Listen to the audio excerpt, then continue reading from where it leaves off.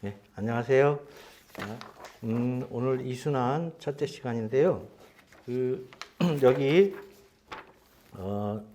진도표를 보면요. 일순환에서 익히는 행정법 특유의 답안 작성 방법, 그냥 사례풀이 통해 구체적으로 현실감 있게 바로 들어갈게요. 그래서 오늘하고 내일까지는 협의 수익까지 공부를 한 다음에 3일 날 목요일 날은 시험을 볼 거예요.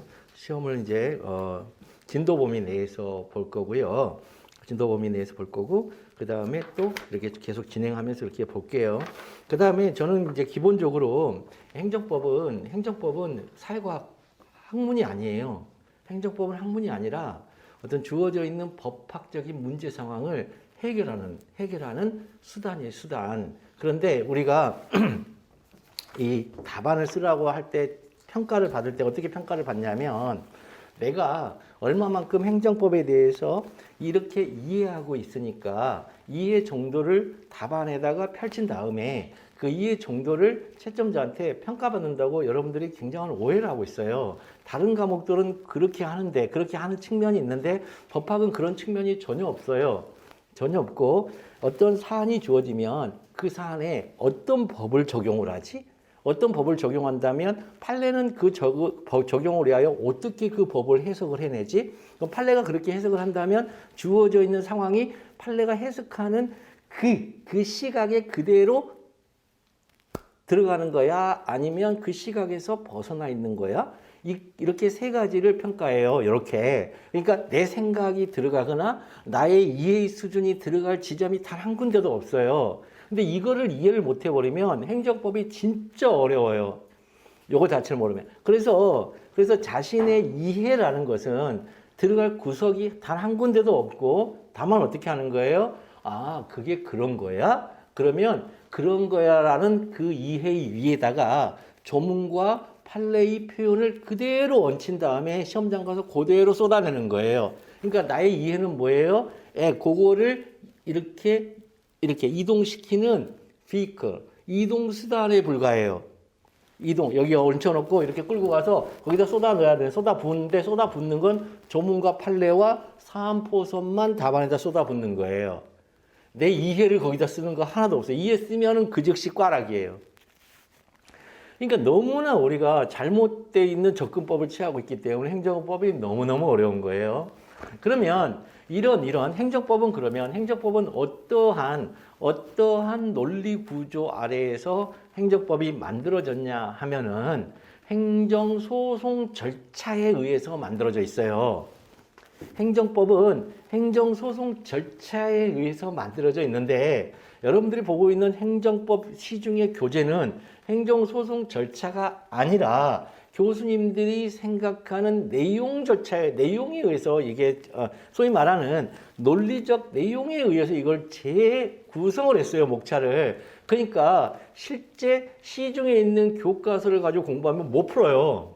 다시 재구성을 해야 돼요.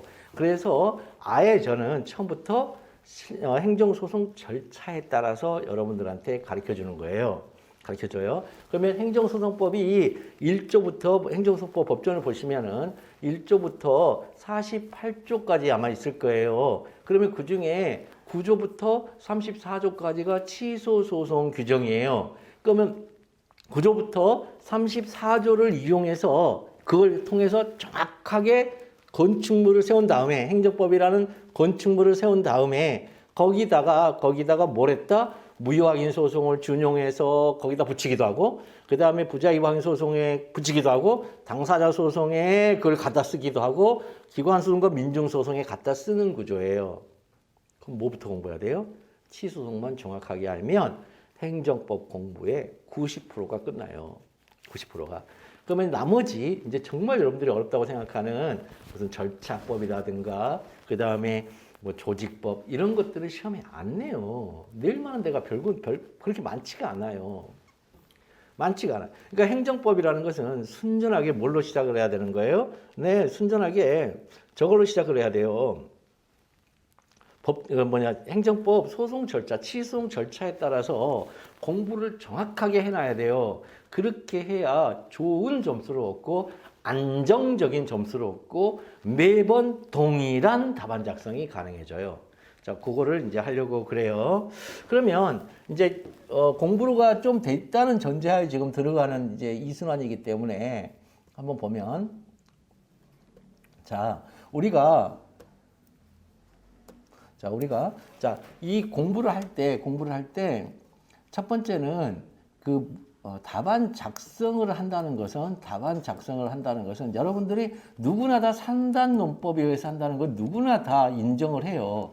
이 3단 논법에 의해서 법학을 안 한다. 그거는 법학이 아니에요. 그럼 아리스토텔레스가 얘기한 3단 논법이 뭐예요? 대전제, 소전제, 결론이죠.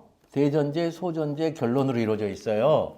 그러면 대전제 있잖아요. 대전제에서 이제 대부분의 사람들이 되게 모르는, 대전제가 이렇게 돼 있죠. 사람은 죽는다. 예컨대 사람은 죽는다. 이렇게 돼 있죠. 근데 궁금해요. 과연 아리스토텔레스도 죽을까? 혹은 소크라테스도 죽을까? 소크라테스가 죽을까? 소크라테스는 한편 소크라테스 형은 어떻게 되지? 그랬더니 그러면 여기 사람은 죽는다니까. 그래서 이제 나온 게 뭐냐면, 그러면 대전제의 사람과 이 묻고자 하는 대상을 있잖아요. 대상을 통과해서 뭐예요? 소크라테스가 사람인가? 사람인가가 문제가 되죠. 그래서 이거를 소존재로 빼내는 거죠. 그래서 이거를 평가를 하죠. 판단, 판례, 그 다음에 사안의 경우. 그래서 판례가 사람이 뭐냐에 대한 정의를 내려주면, 블라블라블라 정의 내려주면 소크라테스가 블라블라블라 하는 거 보니 사람이다. 그래서 소존재로 뭐예요? 소크라테스는 사람이다가 나오는 거예요. 그럼 결론이 뭐예요? 소크라테스는 죽는다. 결론이. 왜? 사람은 죽는다니까.